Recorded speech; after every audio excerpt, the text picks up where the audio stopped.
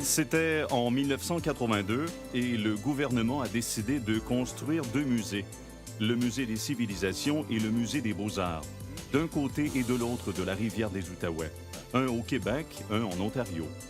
Des lettres d'invitation ont été envoyées et 12 architectes canadiens ont été retenus. Ils devaient choisir sur lequel des deux projets ils travailleraient.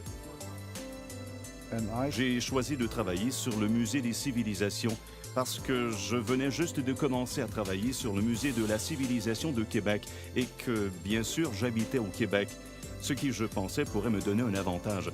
Et nous avons tous travaillé à nos concepts, mais le cadre de référence stipulait que le gouvernement était libre de choisir n'importe quel architecte pour l'un ou l'autre des projets et qu'il ne choisirait pas un concept mais un architecte.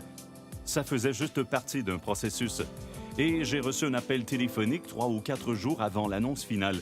On m'a informé que c'est Douglas Cardinal qui réaliserait le Musée des civilisations.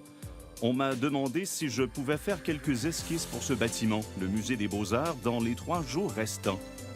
J'ai répondu « Désolé, impossible en 3 jours.